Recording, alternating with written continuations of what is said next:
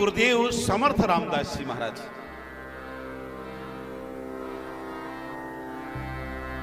समर्थ रामदास जी के एक प्रिय शिष्य थे जिनका नाम था कल्याण स्वामी।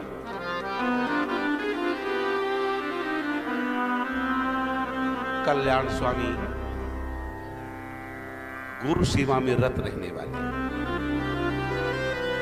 एक बार समर्थ रामदास जी महाराज को श्वास की बीमारी हो गई। देखो, महापुरुष लोग बीमार होते हैं तो बीमारी को अपने ऊपर लेते हैं, वास्तव में वो बीमार होते नहीं हैं। प्रकृति के धर्मों को ग्रहण करते हैं केवल मात्र।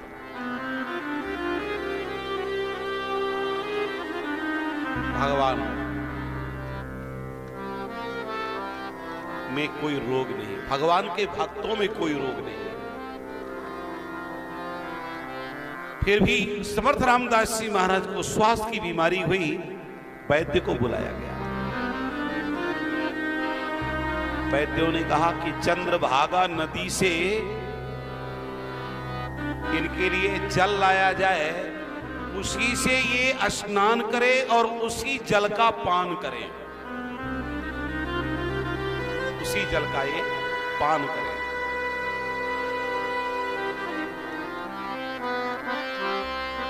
महाराज अब तो जल लाने के लिए कौन तैयार हो? नदी से जल ले आना है और सज्जनगढ़ की पहाड़ी में जल लेकर के पहुंचाना है।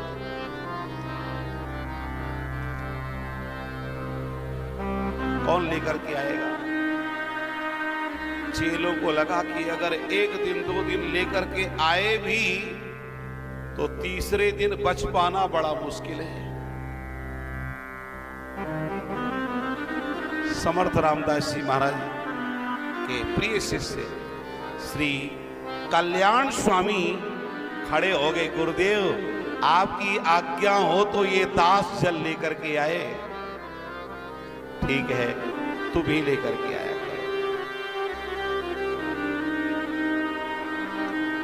समर्थ रामदास जी ने कह दिया कि इसको 2.5 सेर दाल और 2.5 सेर गुड़ दे दिया करो, इससे वो जाए स्नान करे और भगवान का भोग लगा कर। अब तो महाराज वो जल लेकर के आते, गुरुदेव बड़े प्रसन्न रहते।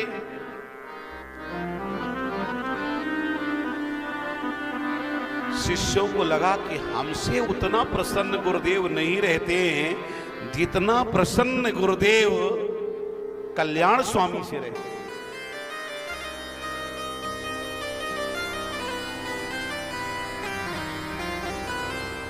इसलिए शिवाजी से कहने लगे, शिवाजी आप राजाधिराज हैं, महाराज भी आपको बहुत मानते हैं।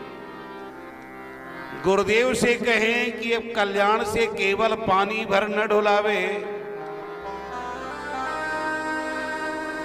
कुछ कल्याण पढ़े लिखे भी विद्वान हो गए।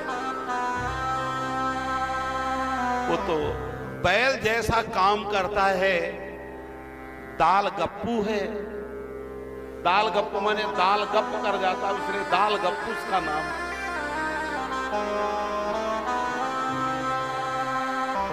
समर्थ रामदास जी महाराज के पास जब शिवाजी पहुंचे तो गुरुदेव तो अंतर्यामी सब कुछ जान गए। गुरुदेव ने जाते ही पूछा, क्यों शिवा, मैंने दासबोध की रचना की है, दासबोध ग्रंथ को तुमने पढ़ा कि नहीं पढ़ा? कहा गुरुदेव पढ़ा है। अच्छा, तो दासबोध की अमुक ओ भी याद है? जैसे श्लोक चौपाई होते ना, वैसे मराठियों में ओ भी होती है, ओ भी याद है? कहा महाराज राजकाज में इतना याद करने की फुर्सत कहां मिल पाती है। अच्छा अच्छा। और शिष्यों को बुलाया तो किसी को याद नहीं। कल्याण स्वामी को बुलाया गया, महाराज कल्याण स्वामी आ जाएं, हो सकता है बता दें। गुरुदेव ने कहा उसको क्या कहना, अरे वो दाल गप्पू है, वो तो दाल गप कर जाता है, बैल है। गुरुदेव बुलाया जाए। बुलाया तो उस समय बुलाया जिस समय श्री कल्याण स्वामी मंदिर को गोबर से लीप रहे थे। गुरुदेव की आवाज सुनते ही कल्याण स्वामी ऐसे ही गोबर लगाए पहुंच गए। समर्थ रामदास जी ने कहा, देखा मैंने कहा था ना कि पूरा का पूरा बैल है, केवल दाल गप्पू है ये। इसको इतना भी पता नहीं है कि गुरुदेव बुलाए हैं तो हाथ धो करके आवे, बढ़िया सज बज करके आवे। अच्छा ठीक है, जा हाथ धो करके आ। वास्तविकता क्या है कि जिस तरह से कल्याण स्वामी आए वैसे ही गुरुदेव के पास आना चाहिए था।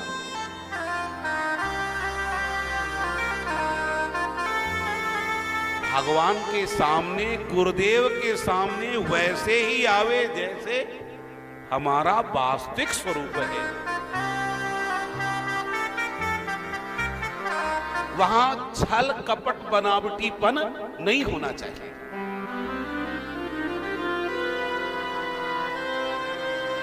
अब गुरुदेव ने पूछा उनसे, कहो तुमको दासबोध की अमुक को भी याद है? कहां गुरुदेव, सुनाओ। तो श्री कल्याण स्वामी शुरू से अंतिम तक सुना डाले। पूछा, ये तुमने कब पढ़ा? कहा, गुरुदेव आपने जब ग्रंथ की रचना की थी और मैंने पांडुलिपि किया था, उसी समय लिपि करते करते एक बार में ही हमको याद हो गई।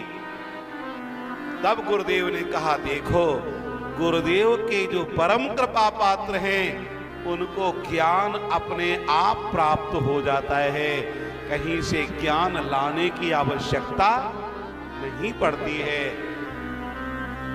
केवल मात्र अंदर उसके निष्कपटता होवे, कपट नहीं होना चाहिए। इसलिए आज हनुमंत लाल जी महाराज